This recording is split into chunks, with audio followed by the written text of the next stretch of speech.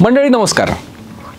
छत्रपती संभाजीनगरला मराठवाड्याची राजधानी असं म्हटलं जातं, त्यामुळे मराठवाड्यासाठी या शहराचं महत्त्व अनन्यसाधारण आहे। विभागीय आयुक्तालय, जलसंपदा कार्यालय आदी मोठमोठी कार्यालय छत्रपती संभाजीनगर शहरात आहेत। त्यामुळे सांस्कृतिक, ऐतिहासिक आणि राजकीय दृष्ट्या छत्रपती संभाजीनगर हे शहर मराठवाड्यातील महत्त्वाचं शहर म्हटलं जातं। या शहरावर आजपर्यंत सर्वाधिक काळ सत्तेत राहिलेला पक्ष म्हणजे शिवसेना। आजवर विविध पक्षांचे वेगवेगळे समीकरण झाले। विकासाच्या मुद्द्यावर अनेकदा शिवसेनेला घेरलंही गेलं। छत्रपती संभाजीनगर शहराचा पाणी प्रश्न गेल्या 30 वर्षांपासून आहे तसाच आहे। तरीही या शहरावर आणि महानगरपालिकेवर शिवसेना भाजपची युतीची सत्ता होती। एमआयएमचे इम्तियाज जलील यांचे खासदार म्हणून मधले 5 वर्ष आणि आमदार म्हणून जर 4 वर्ष सोडले तर मागच्या 30 वर्षापासून इथला खासदार हा शिवसेनेचाच होत आलेला आहे। शिवसेना फुटीनंतर आता या शहरातल्या शिवसेनेची विभागणी झालेली आहे। मात्र असं असलं तरी संदीपान भुमरे खासदार झाल्यामुळे शिवसेनेचा हा बालेकिल्ला असल्याचं पुन्हा एकदा सिद्ध झालं। लोकसभेला शिवसेना विरुद्ध शिवसेना असा सामना झाला। एमआयएमचे विद्यमान खासदार इम्तियाज जलील हे देखील या निवडणुकीच्या रिंगणात होते। वंचित बहुजन आघाडीने देखील इथून उमेदवार दिला होता। मात्र जलील, खैरे आणि अफसर खान यांचा पराभव करत संदीपान भुमरे खासदार झाले। लोकसभा निवडणुकीनंतर पुढचा टप्पा हा विधानसभा निवडणुकीचा आहे। त्यानिमित्तानं सर्व पक्ष आपापल्या उमेदवारांची चाचपणी करतायत। नुकतंच भाजपचे माजी उपमहापौर राजू शिंदे यांनी देखील ठाकरेंच्या सेनेमध्ये प्रवेश केला। त्यामुळे आगामी काळात नेमकं काय काय घडतं हे देखील आपल्याला पाहायला मिळणार आहे। मात्र छत्रपती संभाजीनगर जिल्ह्यातल्या विधानसभा मतदारसंघाच्या सद्यस्थितीचा जर आपण आढावा घेतला तर सध्या कोणाचं पारडं जड आहे किंवा जड जाऊ शकतं याबद्दलच आपण या व्हिडिओमध्ये चर्चा करणार आहोत। मंडळी, छत्रपती संभाजीनगर जिल्ह्यामध्ये शहरातल्या 3 आणि ग्रामीण भागातले 6 असे 9 विधानसभा मतदारसंघ येतात। विधानसभेच्या दृष्टिकोनातून विचार जर केला तर लोकसभेला 6 विधानसभांचा समावेश होतो। छत्रपती संभाजीनगरच्या 3 विधानसभा मतदारसंघाचा जालना लोकसभा मतदारसंघात समावेश होतो, ज्यामध्ये पैठण, फुलंब्री आणि सिल्लोड हे मतदारसंघ येतात। मंडळी, वैजापूर, कन्नड, गंगापूर तसंच छत्रपती संभाजीनगर मध्य, पूर्व आणि पश्चिम असे हे 6 मतदारसंघ आहेत। आजच्या व्हिडिओमध्ये सुरुवात करणार आहोत आपण छत्रपती संभाजीनगर शहराच्या पूर्व विधानसभा मतदारसंघापासून। तर या मतदारसंघाचे विद्यमान आमदार आहेत भाजपचे अतुल सावे। गेल्या 2 टर्मपासून अतुल सावे इथून निवडून येत आहेत। अतुल सावे हे सध्या राज्य मंत्रिमंडळामध्ये कॅबिनेट मंत्री आहेत।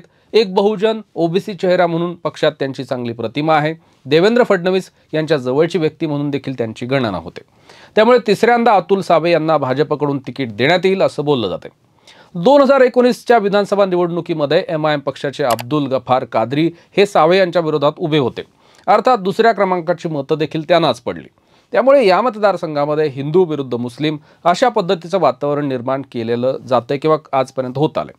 यंदाच्या निवडणुकीमध्ये एमआयएम सोबतच हिंदू मतांचं विभाजन होण्याची शक्यता आहे। ठाकरेंच्या सेनेकडून मुस्लिम उमेदवार इथं रिंगणात उतरू शकतो अशी चर्चा आहे। त्यामुळे मुस्लिम मतांचं ध्रुवीकरण झालं तर पुन्हा एकदा अतुल सावे यांच्यासाठी इथलं वातावरण पोषक ठरू शकतं अशा देखील चर्चा केल्या जात आहेत। मंडळी, यानंतरचा मतदारसंघ म्हणजे संभाजीनगर मध्य विधानसभा।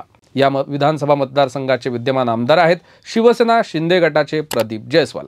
या मतदारसंघातून जयस्वाल हे आजपर्यंत 2 वेळा विजयी झालेले आहेत। 2014 साली हा मतदारसंघ एमआयएम पक्षानं जिंकला होता, तेव्हा प्रथमच इम्तियाज जलील हे इथून आमदार झाले होते।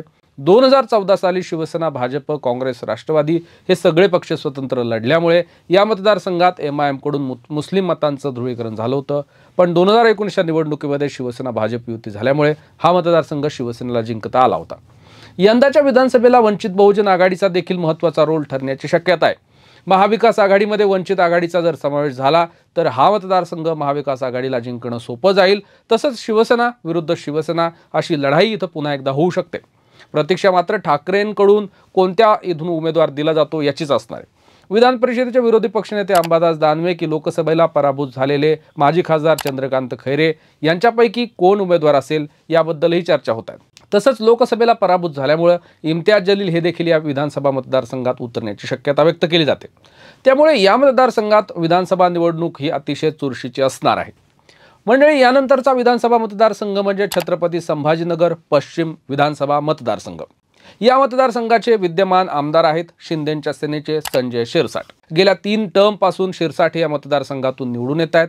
गेल्या निवडणुकीमध्ये शिरसाट यांच्या विरोधात अपक्ष उमेदवार राजू शिंदे यांनी चांगलं मताधिक्य घेतलं होतं। तसंच एमआयएम आणि वंचित बहुजन आघाडी या 2 पक्षांच्या उमेदवारांनी देखील इथून बऱ्यापैकी मतदान घेतलं। या मतदारसंघात चांगली मतदान घेण्यात ते यशस्वी ठरले होते।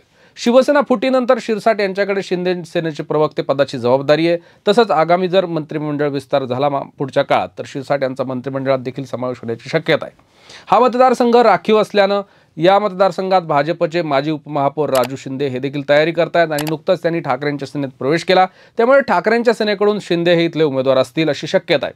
काँग्रेसचे रमेश गायकवाड हे देखील या मतदारसंघातून इच्छुक आहेत। महाविकास आघाडीकडून नेमका कुणाचा उमेदवार देण्यात येतो हे पाहणं महत्त्वाचं असणार आहे। मात्र असं असलं तरी या मतदारसंघातून ठाकरे विरुद्ध शिंदे या सेनेची लढाई होण्याची शक्यता आहे। गेल्या 3 टर्मपासून शिरसाट इथून निवडून येत असल्यामुळे मतदारसंघात अनेक विकास कामं करण्यात त्यांनी पुढाकार घेतलेला आहे, यश मिळवलेलं आहे। त्यामुळे मतदारसंघाची बांधणी चांगल्या प्रकारे त्यांनी केलेली आहे। मुख्यमंत्री शिंदे यांच्या जवळच्या नेत्यांमध्ये शिरसाट यांचा आता समावेश होतोय, त्यामुळे एकनाथ शिंदे यांचं देखील या मतदारसंघात विशेष लक्ष असणार आहे। असं असलं तरी ठाकरेंची सेना देखील इथून जोरदार ताकद लावण्याची शक्यता व्यक्त केली जाते। वंचित बहुजन आघाडी आणि MIM या पक्षांच्या उमेदवारीवरूनही या मतदारसंघातलं चित्र स्पष्ट होऊ शकतं। सध्याच्या घडीचा जर विचार केलास भाजप शिंदे गटाची युती पाहता संजय शिरसाट यांचं पारडं काहीसं जड आहे। मंडळी, यानंतरचा मतदारसंघ म्हणजे सिल्लोड सोयगाव विधानसभा मतदारसंघ। या मतदारसंघाचे विद्यमान आमदार आहेत शिंदेंच्या सेनेचे अब्दुल सत्तार। सत्तार गेली 3 टर्मपासून या मतदारसंघातून निवडून येतात। त्यातल्या 2 टर्म ते काँग्रेसचे आमदार म्हणून निवडून आले, मात्र 2019 मध्ये त्यांनी शिवसेनेमध्ये प्रवेश केला आणि शिवसेनेकडून निवडणूक लढवली आणि जिंकली। त्यामुळे सत्तार हे कोणत्याही पक्षात गेले तरी या मतदारसंघातून निवडून येतात अशी या मतदारसंघात चर्चा असते। दरम्यान या निवडणुकीमध्ये देखील सत्तार हे पुन्हा एकदा उभे राहणार आहेत। कोणत्या पक्षाकडून हे मात्र आता निश्चित नाही। मध्यंतरी त्यांनी आपण शिवसेनेमध्ये फक्त काही करारावर आलो होतो असं ते म्हणाले। या मतदारसंघात मुस्लिमांची संख्या लक्षणीय आहे। असं असलं तरी हिंदू मुस्लिम असं वातावरण या मतदारसंघात होत नाही। बहुसंख्य हिंदू देखील सत्तार यांना मतदान करतात। मतदारसंघामध्ये त्यांचं विशेष लक्ष असतं। सर्व समाज धर्मांच्या कार्यक्रमामध्ये सत्तार हे सहभागी होत असतात, त्यामुळे आजपर्यंत ते सहज निवडून आलेत असं बोललं जातं। या लोकसभा निवडणुकीमध्ये रावसाहेब दानवे यांचा पराभव करण्यास अब्दुल सत्तार यांचा महत्त्वाचा रोल ठरला असं देखील बोललं जाते। त्यामुळे दानवे आणि सत्तार यांच्यात काहीसे वादही मागच्या काळात आपल्याला पाहायला मिळाले। यंदाची निवडणूक सत्तार हे कोणत्या पक्षाकडून लढवतात यावरूनही त्यांचं राजकारण ठरण्याची शक्यता आहे। म्हणजे यानंतरचा मतदारसंघ म्हणजे गंगापूर विधानसभा। या मतदारसंघाचे विद्यमान आमदार आहेत भाजपचे प्रशांत बंब हे जिल्ह्यातल्या राजकारणात फारसं डोकावणारे किंवा राजकारणात डोकावणारे नाहीत अशी त्यांची प्रतिमा आहे। आपल्या मतदारसंघाच्या समस्या ते थेट भाजपच्या ज्येष्ठ नेत्यांकडे आणि मुख्यमंत्री उपमुख्यमंत्री यांच्याकडे घेऊन जातात आणि सोडवतात। तर इतर कोणत्याही काळामध्ये राजकीय वक्तव्य त्यांच्याकडून केलं जात नाही, ती कायम टाळत आलेली आहेत। त्यामुळे गेल्या 3 टर्मपासून या मतदारसंघातून ते निवडून येतात। 2019 साली झालेल्या विधानसभा निवडणुकीमध्ये प्रशांत बंब विरुद्ध राष्ट्रवादी काँग्रेसचे संतोष माने असा सामना झाला होता। यंदाच्या विधानसभा निवडणुकीमध्ये ठाकरे गटाचे विधान परिषदेचे विरोधी पक्षनेते अंबादास दानवे हे पुन्हा एकदा या मतदारसंघातून उतरण्याची चर्चा होते आहे। महाविकास आघाडीकडून बंब यांच्या विरोधात नेमकं काय समीकरण तयार होतं यावरही बंब यांच्या विरोधातली लढाई ठरू शकते। मंडळी, यानंतरचा आपण मतदारसंघ पाहणार आहोत तो म्हणजे कन्नड विधानसभा मतदारसंघ। विद्यमान आमदार आहेत ठाकरेंच्या सेनेचे उदयसिंग राजपूत। गेल्या निवडणुकीमध्ये उदयसिंग राजपूत यांच्या विरोधात अपक्ष म्हणून हर्षवर्धन जाधव तसंच राष्ट्रवादीच्या एका उमेदवाराने निवडणूक लढवली होती। यंदाच्या निवडणुकीमध्ये उदयसिंग राजपूत हेच पुन्हा एकदा इथले उमेदवार होण्याची शक्यता आहे। उद्धव ठाकरे यांच्याशी एकनिष्ठ राहिल्यामुळे तसंच माजी खासदार चंद्रकांत खैरे, विधान परिषदेचे विरोधी पक्षनेते अंबादास दानवे यांच्याशी त्यांची जवळीक आहे। त्यामुळे यंदाही राजपूत यांचं पारडे इथून जड असल्याचं बोललं जाते। मंडळी, यानंतरचा मतदारसंघ म्हणजे वैजापूर विधानसभा। इथले विद्यमान आमदार आहेत प्राध्यापक रमेश बोरनारे, हे शिंदे सेनेचे आमदार आहेत। शिवसेना फुटीनंतर बोरनारे यांनी शिंदे गटात प्रवेश केला, त्यामुळे मतदारसंघात त्यांच्या विरोधात चांगलीच नाराजी पसरलेली होती। मात्र मधल्या काळात एकनाथ शिंदे यांच्या माध्यमातून मतदारसंघात अनेक विकास कामं बोरनारे यांनी राबवली। गेल्या निवडणुकीमध्ये बोरनारे यांनी राष्ट्रवादीच्या उमेदवाराचा इथं पराभव केला होता। यंदाच्या निवडणुकीमध्ये बोरनारे यांच्या विरोधात ठाकरेंच्या सेनेचा उमेदवार उतरू शकतो, त्यामुळे शिवसेना विरुद्ध शिवसेना अशी लढाई इथं पाहायला मिळू शकते। राजकारणात नौखे असणारे बोरनारे यांनी शिंदे गटात प्रवेश केल्यामुळे येणाऱ्या निवडणुकीमध्ये शिवसैनिकांचा त्यांच्या विरोधात रोष निर्माण होण्याची शक्यता आहे असं बोललं जाते। ठाकरे गटाकडून नेमका कोणता उमेदवार ठरतो त्यानुसार इथलं राजकारण कसं वळण घेतं हे आपल्याला कळणार आहे। मात्र बोरनारे यांना ही निवडणूक काहीशी जड जाऊ शकते असं राजकीय विश्लेषक सांगतायत। मंडळी, यानंतरचा विधानसभा मतदारसंघ म्हणजे फुलंब्री विधानसभा। इथले विद्यमान आमदार आहेत भाजपचे हरिभाऊ बागडे यांचं मतदारसंघात चांगलं वर्चस्व आहे। गेल्या निवडणुकीला हरिभाऊ बागडे विरुद्ध काँग्रेसचे डॉक्टर कल्याण काळे असा सामना झाला होता, मात्र बागडे यांनी डॉक्टर कल्याण काळे यांचा पराभव केला। डॉक्टर कल्याण काळे आता जालना लोकसभेला निवडून येऊन खासदार झालेत, त्यामुळे बागडे यांच्या विरोधात यंदा महाविकास आघाडीकडून कोणता उमेदवार ठरेल याबद्दलही विविध चर्चा होत आहेत। दरम्यान बागडे यंदाची निवडणूक लढवतात की निवृत्त होऊन आपला राजकीय वारस जाहीर करतात याबद्दलही मतदारसंघातल्या लोकांना उत्सुकता असणार आहे. दरम्यान महायुतीकडून विजय आवताडे, अनुराधा चव्हाण यांच्याही नावाची इथून चर्चा होते. यंदा बागडे स्वतः निवडणूक लढवतात की महायुती दुसरा उमेदवार देते यावरूनही या मतदारसंघातलं राजकारण ठरू शकतं. मंडळी, यानंतरचा मतदारसंघ अर्थात शेवटचा मतदारसंघ म्हणजे पैठण विधानसभा. या मतदारसंघातून 2019 साली संदीपान भुमरे हे शिवसेनेचे उमेदवार निवडून आले. 2022 मध्ये त्यांनी शिंदेंच्या सेनेमध्ये प्रवेश केला आणि यंदा लोकसभा निवडणूक लढवत भुमरे हे खासदार देखील झाले.